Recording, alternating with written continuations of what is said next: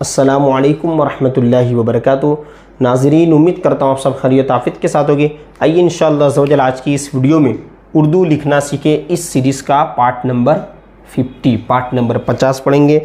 और ये मेरे लिए भी प्राउड की बात है और आपके लिए भी प्राउड की बात है कि आप सब देखते भी हैं, रिस्पॉन्स भी देते हैं और कमेंट भी करते हैं कुछ लोग, ठीक है। तो ज़्यादातर लोग कमेंट कम करते हैं, तो वो भी अगर कुछ भी सजेशन देना चाहते हैं तो कमेंट करके बता सकते हैं। और जो इसमें होमवर्क के तौर पर कुछ अल्फाज या सेंटेंस लिखने के लिए दिए जाते हैं वो भी आप कमेंट करके ज़रूर बताएं, ताकि इससे दूसरे सब्सक्राइबर का भी हौसला अफजाई हो और दूसरे लोगों को भी पढ़ने लिखने का शौक़ पैदा हो दूसरों के दिल में भी, ठीक है।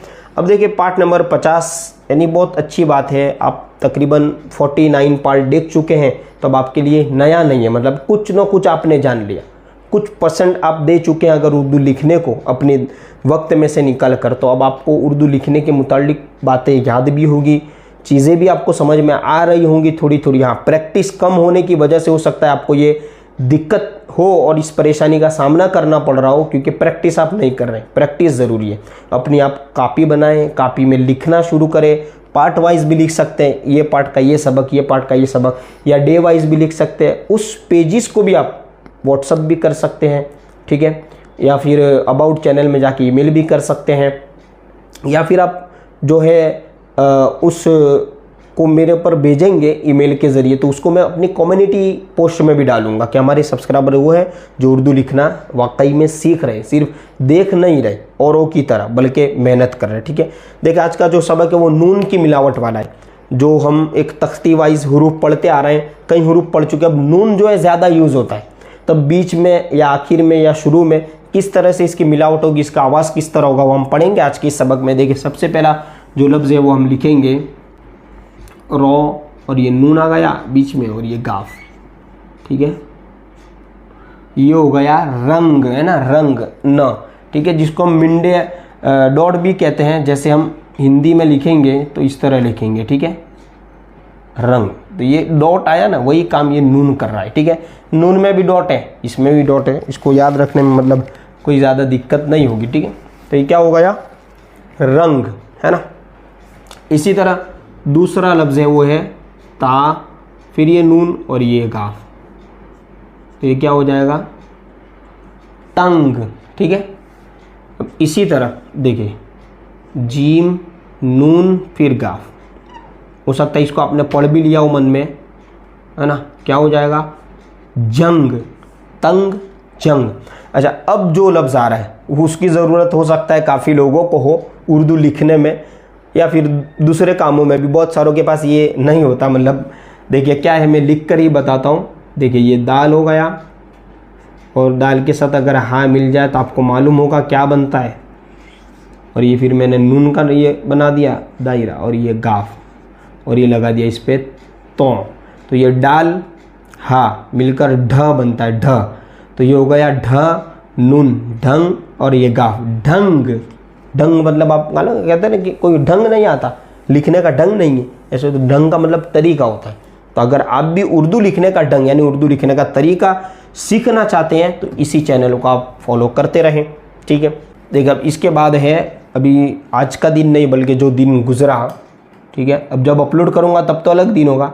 देखिए ये मीम, नून, फिर ये गाफ और ये लाम, क्या हो गया, मंगल, है ना, मंगल। जैसे अब एक और लफ्ज़ है जंगल, ये जंग हुआ ना, अब लाम कर देंगे तो जंगल, मंगल। इसके बाद का जो लफ्ज़ है वो है लाम, नून और ये गाफ या, ठीक है।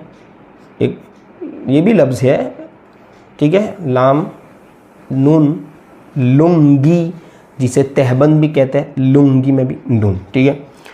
अब इसके हम जुमले लिखते हैं, इसके सेंटेंस लिखते हैं। इसके जो हम लिखेंगे वो है, सबसे पहले हम लिखेंगे लाम, अलीफ, फिर लाम, लाल, रॉ, फिर ये नून और गाफ, ठीक है, जो कि ऊपर ही गुजरा, लाल रंग। अब देखिए खो आएगा, है ना, खरीद में, लाल रंग, खरीद लो, लाल रंग खरीद लो। देखिए दूसरा जो सेंटेंस है वो है ये, है ना, देखिए ये इस तरह लिखा जाएगा या और है, ये और ये गाफ और ये ली।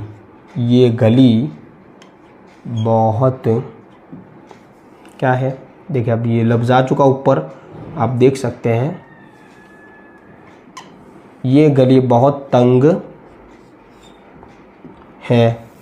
तंग माने बिल्कुल पतली है, जगह गैप कम है, मतलब है ना, स्पेस कम है, ये गली बहुत तंग है। अब देखिए इसी तरह एक और हमने ऊपर लफ्ज़ लिखा, इसको जुमले में लिखेंगे।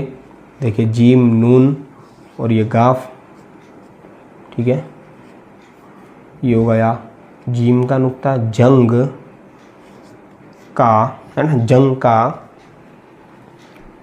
बहुत सारे लोग सोच भी रहे होंगे जंग जंग है क्या, ये सबक पहले ही गुजरा, नून वाला है ना, या होगा, लेकिन अलिफ की तरह आवाज आएगा। माना, जंग का माना क्या है, लड़ाई है, ठीक है।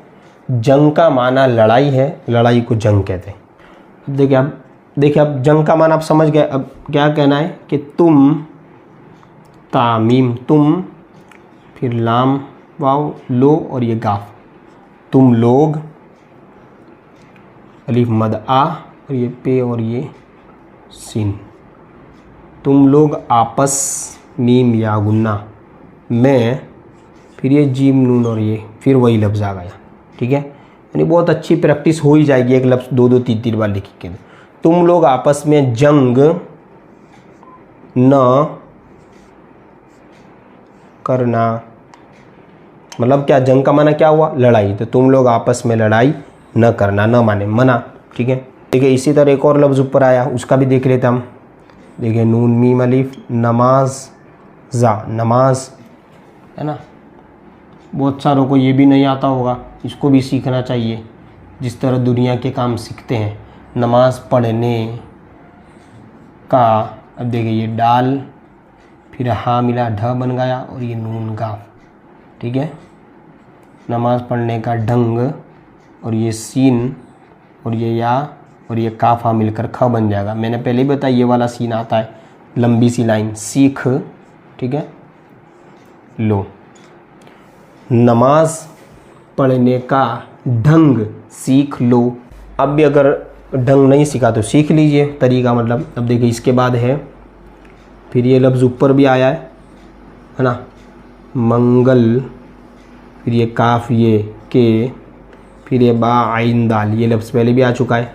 मंगल के बाद बा और ये दाल और हा, क्या बनेगा, क्या बनेगा, जल्दी बताइए, जल्दी जल्दी कमेंट करें। देखें मंगल के बाद बा और दाल हा मिलकर क्या आता है, मंगल के बाद तो बा बू और दाल हा मिलकर ध बनता है। मंगल के बाद बुध, फिर ये काफ अलिफ का, दिन, ठीक है।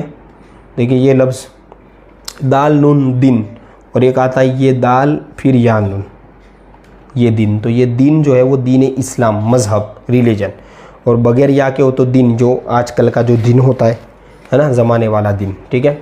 तो मंगल के बाद बुध का दिन है,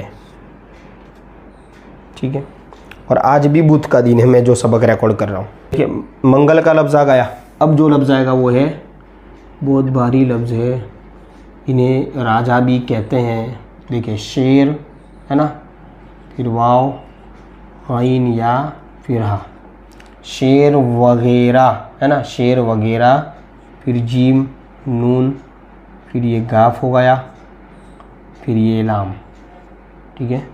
शेर वगैरह जंगल में रो और ये है और ये ते रहते हैं, क्योंकि ज़्यादा है ना, शेर और वगैरह, ज़्यादा जानवरों की बात है। शेर वगैरह मतलब हाथी घोड़ा सब वगैरह जंगल में रहते हैं।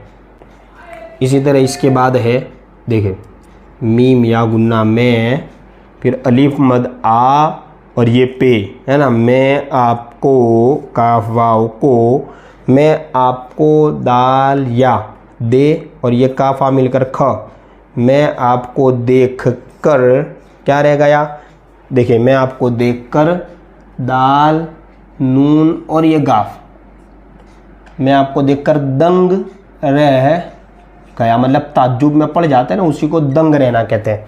मैं आपको देखकर दंग रह गया, मतलब ताज्जुब करने लगा। देखिए इसी तरह इसको आपको कमेंट करके बताना है। मैं लिखता हूँ पूरा।